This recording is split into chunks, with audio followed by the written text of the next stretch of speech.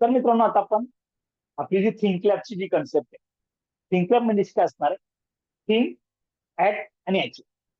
ठीक आहे. तर आता ह्या व्हिडिओच्या माध्यमातून आपण संख्याने ह्या प्रकरणातील नैसर्गिक संख्या काय असतात, पूर्ण संख्या काय असतात, पूर्णांक संख्या काय असतात, या प्रकाराला सुरुवात करणार आहोत. तर बघूया नैसर्गिक संख्या काय असणार.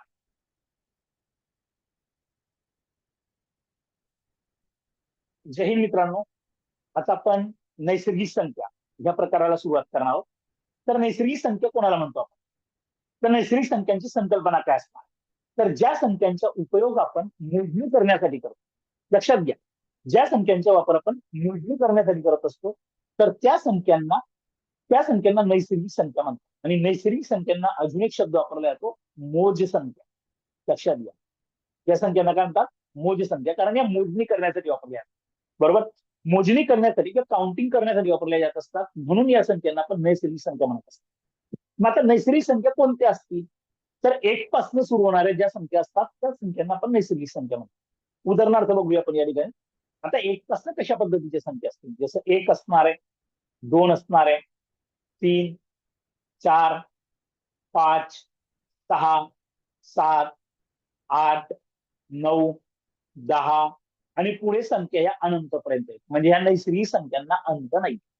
म्हणजे याच्यावरून आपल्याला निष्पन्न होतंय तर सर्वात पहिल्या नंबरची जी नैसर्गिक संख्या आहे किंवा प्रथम क्रमांकाची नैसर्गिक संख्या कोणती, तर सर्वात लहान नैसर्गिक संख्या कोणती, तर ती आहे मित्रांनो एक. बरेच वेळेला मुलं काय करतात, तर शून्य ही नैसर्गिक संख्या घेतात. शून्य ही नैसर्गिक संख्या नाहीये.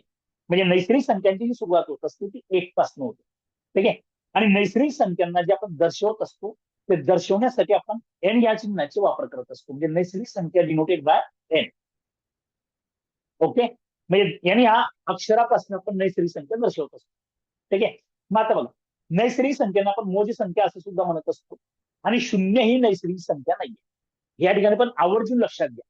म्हणून सर्वात लहान नैसर्गिक संख्या कोणती, तर ती असणार आहे एक. एक ही सर्वात लहान नैसर्गिक संख्या. त्याच्यानंतर आता नैसर्गिक संख्यांबद्दल अजून काही महत्वाचे मुद्दे आपण या ठिकाणी समजून घेणं अतिशय गरजेचे. तर एक पासून सुरू होणाऱ्या सर्व धनसंख्यांना आपण नैसर्गिक संख्या म्हणतो. म्हणजे लक्षात घ्या, इथं एक शब्द अतिशय महत्वाचा आला. त्या एक पासून ज्या सुरू होणाऱ्या संख्या असतात त्या सर्व संख्या धनसंख्या असतात. आणि एक पासून सुरू होणाऱ्या सर्व धनसंख्यांना आपण नैसर्गिक संख्या म्हणतो. म्हणजे नैसर्गिक संख्या या धनसंख्या असतात. ऋण संख्यांच्या नैसर्गिक संख्यांमध्ये विचार केला जात नाही. मग आता सर्वात मोठी नैसर्गिक संख्या कोणती असणार आहे? तर सर्वात मोठी नैसर्गिक संख्या आपल्याला सांगता येणार नाहीये, कारण नैसर्गिक संख्या या अनंत आहेत. बरोबर, इन्फिनिट आपण ज्याला म्हणतो. म्हणजे अनंतपर्यंत या नैसर्गिक संख्या आहेत. त्याच्यामध्ये मोठ्यात मोठी नैसर्गिक संख्या कोणती, तर सर्वात मोठी नैसर्गिक संख्या कोणती, हे आपण या ठिकाणी निश्चितपणे सांगू शकत नाही. त्याच्यानंतर सर्वात लहान नैसर्गिक संख्या मात्र एक आहे. हे आपण मगाशी बघितलं. जसं नैसर्गिक संख्या जर आपण बघितल्या तर त्याच्यामध्ये कोणत्या संख्या येतील नैसर्गिक संख्यांमध्ये, तर एक, दोन, तीन, चार, पाच आणि पुढे ते अनंतपर्यंत आहे. बरोबर, म्हणजे इथं बघा सर्वात लहान नैसर्गिक संख्या एक आहे. बरोबर, सर्वात मोठी नैसर्गिक संख्या आपल्याला सांगता येत नाही किंवा निश्चित सांगता येत नाही. ठीक आहे. किंवा नैसर्गिक संख्या अनंत असल्यामुळे आपल्याला मोठ्यात मोठी नैसर्गिक संख्या सांगता येत नाहीये.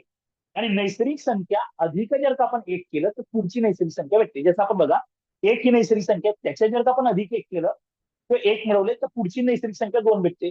दोन मध्ये जर का आपण एक अंक मिळवला तर दोन अधिक एक तीन भेटते. म्हणजे लगतच्या नैसर्गिक संख्यामध्ये एक अंकाचे अंतर असते किंवा एक अंकाचा फरक असतो. त्याच्यानंतर तीन अधिक एक म्हटलं तर काय असणार आहे? चार. चार अधिक एक म्हटलं तर काय असणार आहे? पाच. म्हणजे नैसर्गिक संख्या अधिक एक बरोबर नेक्स्ट नैसर्गिक संख्या असणार आहे. म्हणजे याच्या अर्थ नैसर्गिक संख्यासाठी आपण कोणता अक्षर वापरत असतो, तर एन वापरत असतो. ठीक आहे. मग एन अधिक वन जर आपण म्हटलं तर पुढील नैसर्गिक संख्या आपल्याला भेटणार. तर नेक्स्ट नॅचरल नंबर. ओके. आणि नैसर्गिक संख्या वजा एक जर का आपण करत असू तर आपल्याला मागची नैसर्गिक संख्या भेटते. एन वजा एक बरोबर मागील नैसर्गिक संख्या किंवा प्रिव्हियस नॅचरल नंबर.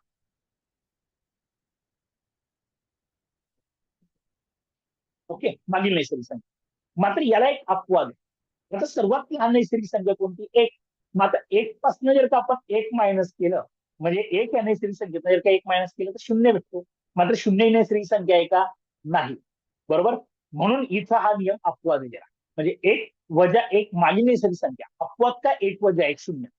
कारण शून्य ही मागची नैसर्गिक संख्या नाही एक साठी. कारण पहिली नंबरची नैसर्गिक संख्या कोणती? एक. मग एक वजा एक म्हणजे मागील नैसर्गिक संख्या. एक कुठे अपवाद असतं?